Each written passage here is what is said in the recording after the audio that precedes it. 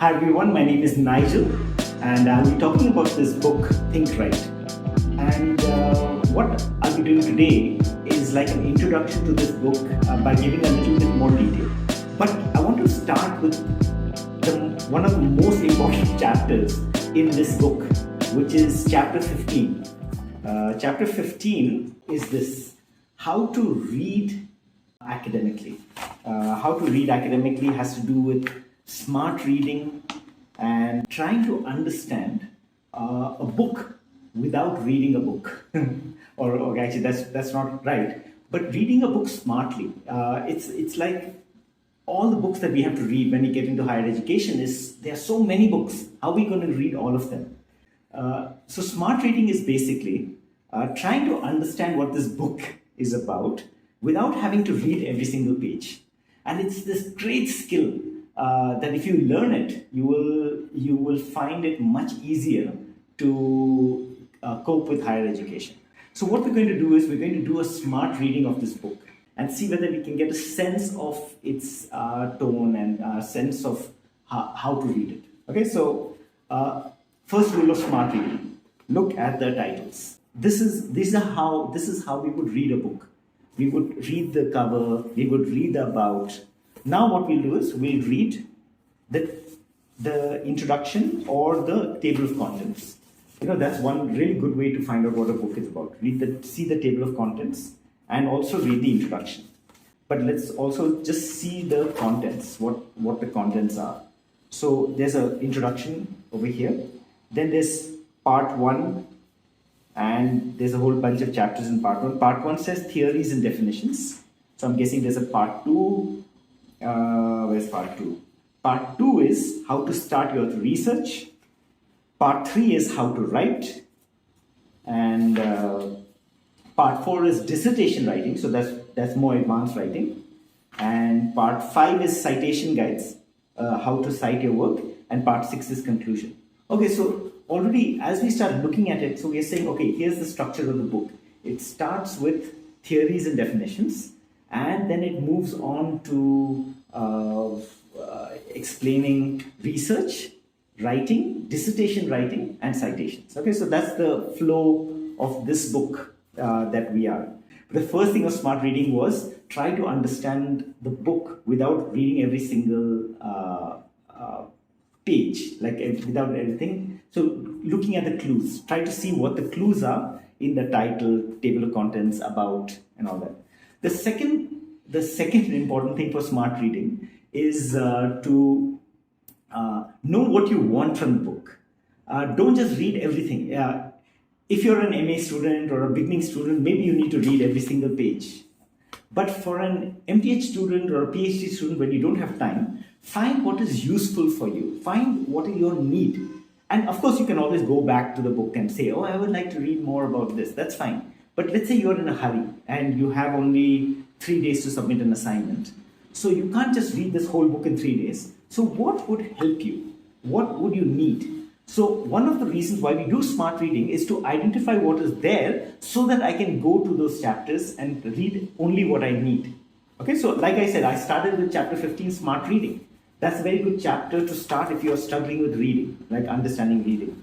So like that, if I wanted help in dissertation writing, so if I go to part 4, which says dissertation writing, it says how to write the MTH thesis. I may be a student who is writing my thesis proposal. So I'll say, okay, well, then I'll say, the next one is how to write a thesis proposal, chapter 23. So I'll go straight there. I'll start there.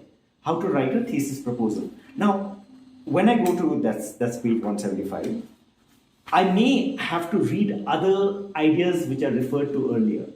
And that's normal. Sometimes the author will say, as it was referred to in previous chapters. So you may have to do that. But ultimately, if what you want is here, why read everything? Okay, so that's the other clue for smart reading. Find out what a sense of the book is through the clues like headings and titles and all that and summaries. The other one is find what you need. Don't just read from cover to cover. Find out what you need and find out what is relevant. That would be the simplest definition of smart reading. So let me give you a clue of what this book is about. Okay, so the clue will be in the introduction. You read the introduction here, and the introduction is a long introduction. But what you'll find is that in every chapter there's an introduction which has bold. Like every chapter will have one sentence which is in bold. I don't know if you can see over here. And that is the summary of that chapter, what that chapter is trying to do in bold. Like let's go to chapter 2. You see, there's one bold over here. There's one bold. So you read that bold sentence and you say, okay, that's what that chapter is about. Similarly, at the end, there's always a conclusion to that chapter, where I briefly summarize some of the key things in that chapter. So if I don't want to read the whole book or the whole chapter, I can just read that bold, that sentence, and I can read that conclusion right at the end. So let's see whether we can understand the introduction, what's the introduction. So we'll just read the bold one, okay? So this introductory chapter explains the problem, what students face. It lays out my methodology of how I will address those problems in the chapters that follow. And finally, it states my thesis, the main assertion of this handbook. Okay, so it states a problem that students are facing some problems. It says how I'm going to address my problem in this book. And then it says, what is my thesis? What is my main claim? Okay, so that's what I'm going to be doing in this introduction. So of course you can spend time, and I think this chapter is really good because if you're struggling as an academic student, this chapter would help you to relate with some of the struggles that some students face. If you're getting all A's and A pluses, this book is not for you. If you're getting B's, B minuses, C pluses, then this book may actually help you to say, hey, you're not alone. There are many students who struggle academically. So with that said, let's go to the conclusion of the introduction, if that's not confusing. Okay, so here's the conclusion. Okay, so the problem facing this book is that higher theological education comes with expectations which many students find difficult to meet. Okay, so that's the problem. And again, spoiler alert, another key idea in this book is everything that has a problem must have a method to address that problem, and the answer is the thesis to that problem. Okay, I wish I can explain more. I'll explain that in another video. But here also in the introduction, I've said there's a problem. How am I going to address the problem is my methodology, and what am I going to do? So what is my statement? What are my governing principles? Or what is my ultimate point is my thesis. Okay, so the problem facing this book is that higher theological education comes with expectations which many students find difficult to meet. Okay, that's a problem. You might relate with it. I have seen it like firsthand that this is a genuine problem. Additionally, so that means additional problem, teachers and institutions are not always aligned in their understandings of key concepts.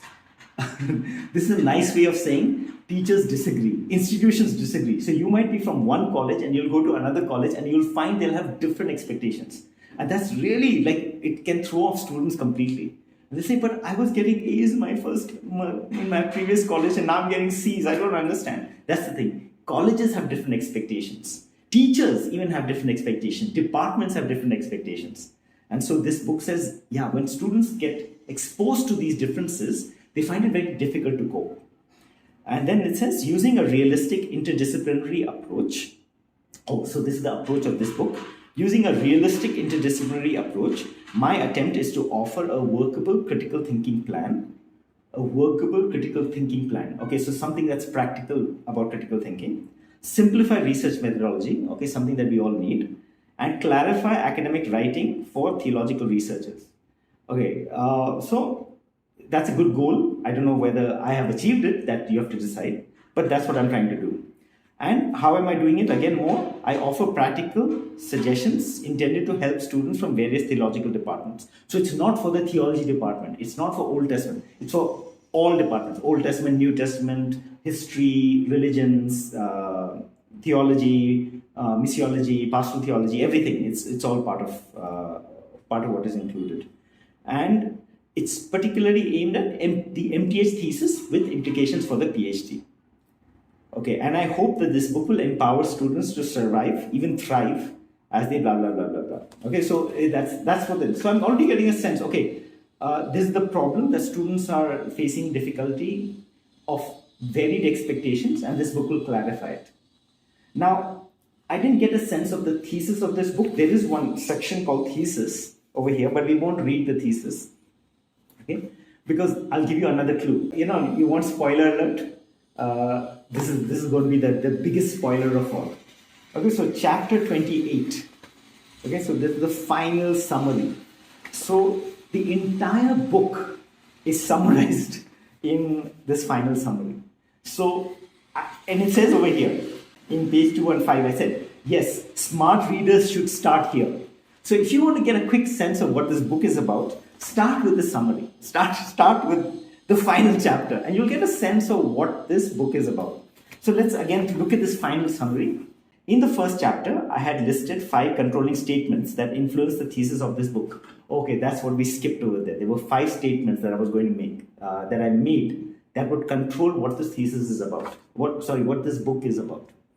And in this summary chapter, I restate those 5 statements, followed by a 10-point quick guide for student writers. Okay, so that's what we're going to do. So let's see what those 5 statements were. The first statement, first 3. So then I will look at firstly, secondly, thirdly, fourthly, and finally, yeah. So when I see that, if I had a pen, I would actually mark it 1, 2, 3. So I'll pay attention to that. If this is a library book, then don't mark it, but just at least make mental notes of following the 5 statements about this book. Sometimes, and this will apply for anything. This will apply for articles, books, where some people have good summaries of their articles or books. Pay attention to how they summarize their books, and you will understand what the book is about. So one statement.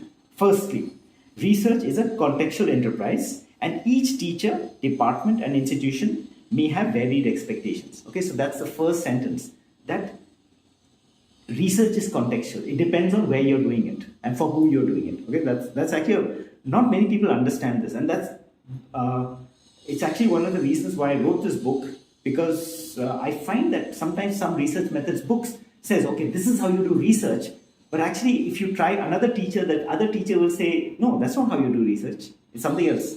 So we need to understand that depending on who you're talking to, research is different. Okay, so that's one. Secondly, theological education is theological. Okay, now this is a slightly controversial part of this book. It is where I said a theological handbook. I believe that Christian students must be Christian. I find that sometimes in higher theological education, slowly Christian students stop their Christianity and start becoming objective. They start becoming scientific to the point of leaving their faith positions.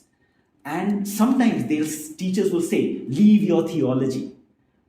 And this book says, no. Christian students in a Christian academic program, it's appropriate to be theological. It's appropriate to have faith. Okay, third, critical thinking needs to be understood in a practical way that actually explains to the students what is being expected of them. Okay, so that's the third point, that critical thinking has been taught abstractly, but we need to understand it practically. Okay, so that's the third thing. I won't explain it over here. Fourthly, if students want to improve the way they write academic papers, they must have a strong written structure, but also integrated with a problem method thesis conceptual structure. So you need to have a conceptual structure, which is problem method thesis, and a strong written structure, which you would find is introduction, body, and conclusion. Okay, that's the written structure. But that's it. That's over here. And finally, students must be smart about their academic research, reading, and writing. Smart research means having a clear sense of the end goal, even as we begin our research. So as you pick up this book, you need to know why you're picking up this book. What's your purpose? And you can pick up any book, but why are you doing it? What is your purpose? Are you trying to find something that will help you prove your thesis? Is it going to be contradictory to where you stand? Is it going to support you? Is it going to give you background? Is it going to basically be irrelevant? That's the agendas that we bring to why we pick up a book. Okay, with those 5 controlling statements, let's see what this book has done in 10 points. First, It's talked about theological thinking. Okay, that's already I explained, so no need to explain again. Second, it's talked about research-oriented critical thinking. Like I said over here, we need to have a practical way of looking at critical thinking, not conceptually only or logical thinking. It needs to be research-oriented. So this book offers that, and it explains here. Then this book talks about smart reading, which we are doing right now. Fourth, this book talks about academic thinking, that we have to think academically when we are in higher education. It's not simply for the church, or it's not simply for my life, but we have to be academic, and that this book explains that.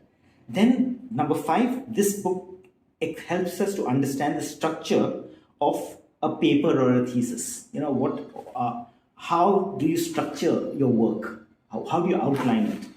Number 6 is outlining. So one is structure in terms of his logical arguments, and number 6 is outlining. How do you make an outline for your work?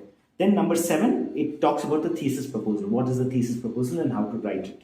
Number 8, it gives you language to help you to clarify with your teachers. So if you're unclear, you can actually say, like this will say, there are 4 or 5 different kinds of MTH thesis types.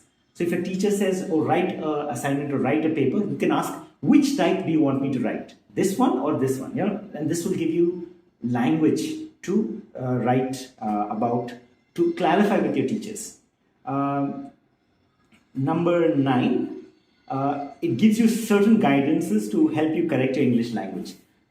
Some of us are weak in English, and so we need help in English guidance. This doesn't teach English, but it helps highlight certain issues that need to be addressed over there, and also helps us to look at our style guide and says that, look, we need to correspond with academic and institutional expectations. And then it gives guidance on citation and plagiarism avoidance. A very important part of higher education is we need to how to avoid plagiarism, and we need to how to cite correctly. That's basically a smart overview of this book. If you get a sense of what's in it now, you can say, okay, this is what I need. I find these chapters interesting. So I would look at the table of contents and I say, okay, citation guide. I already have that because I use a software called Zotero. I don't need that. Okay. So then I can look at, hey, but I do want to understand what is literature review. So I will go to that over here and say, can you please help me with the literature review? So I'll read that. Then I could say, I've always I never understood what is a book review. So there's a chapter on book review. So go to this book for where you want. But one final comment. If you do want to understand, and especially if one day you're going to become a teacher, then part 1 is really important, because part 1 explains the theories and definitions that are there. I will be explaining it again and again in the later parts of the book, but this gives the conceptual framework of what the book is about. The first chapter is about theological thinking that you can ignore if you're not interested in theological thinking. Okay, it's important to me. That's why I put it first. But for many, they look at it and say, meh. So they won't look at it. But the rest of the chapters are actually, I would say, quite good to explain, or at least find some explanation, and you can maybe find something better. But this is a good place to at least find some explanation for what is academic research, what is empirical research, especially for a person like me who does not do empirical research. Now, what is critical thinking? A very important chapter. What is methodology chapter is a really good chapter, I would say, that surveys the various understandings of methodology. And I think it's very useful for students of higher education who don't know what they're getting into when they are told what is your methodology to look at. Then what is a thesis? That's another chapter important. So this book will give a lot of theoretical explanations in the first part. And I would say they are all important. But they are about 100 pages of the book. And then we start practically in part 2. This is page number 99 of how to choose a topic. So if you feel that you know the theories, then sure, so start from here.